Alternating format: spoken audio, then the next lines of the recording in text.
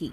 उसके ऑफिस जाने के बाद उसकी सास उसके बच्चों को संभाला करती, लेकिन रवीना को इसकी कोई कदर नहीं थी। एक दिन रवीना अपनी माँ से फोन पर कहती है, मम्मी क्या बताऊं, मेरी सास तो बिल्कुल अच्छी नहीं है। कुछ समझती नहीं है कि मुझे कितना काम करना पड़ता है। एक तो ऑफिस तक का लंबा सफर और फिर 9 घंटे लगातार काम। बैठे बैठे तो मेरी पीठ अकड़ जाती है। खुद तो सारा दिन घर में मजे करती है, जब मन करा सोए, जब मन किया खाए। तभी उसकी सास वहाँ आ जाती है। अच्छा माँ, मैं बाद में आपको फोन करती हूँ। जी मम्मी जी, कोई काम है क्या आपको? क्या हुआ? रवीना बहू, सारा दिन तो तू ऑफिस के मजे लेती है, लेकिन यहाँ ये बच्चे मुझे आराम भी नहीं करने देते। मेरी तो तबीयत खराब हो रही है। तो आपको लगता है कि मैं दफ्तर में मौज करती हूँ? आपको क्या समझाऊं, छोड़िए। माँ, काम करना भी जरूरी है।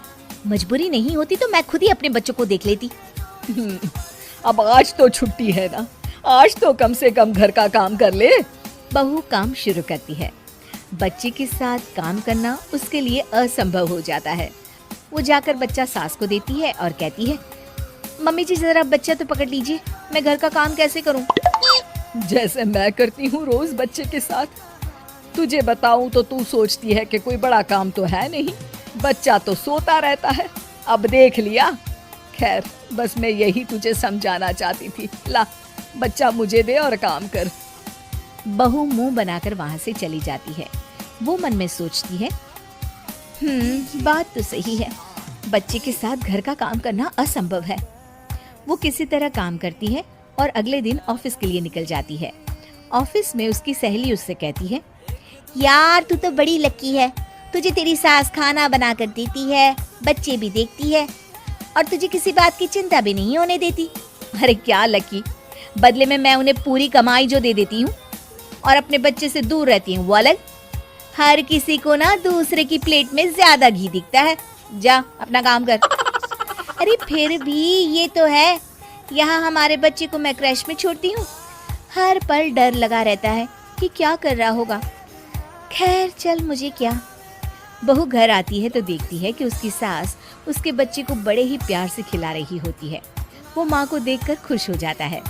बहू मन में सोचती है कि बात तो सही है, सासू माँ सारा दिन काम करती है, मैं ऑफिस से आकर भी काम नहीं करती हूँ। वो सास के पास जाती है और कहती है, माँ जी थक गई आप? और क्या, सारा दिन चक्कर घीनी की तरह पूरे घर में घूमती रहती हूँ और अब उम्र भी नहीं रही। लेकिन चल तू बता, क्या हुआ, कुछ काम है क्या?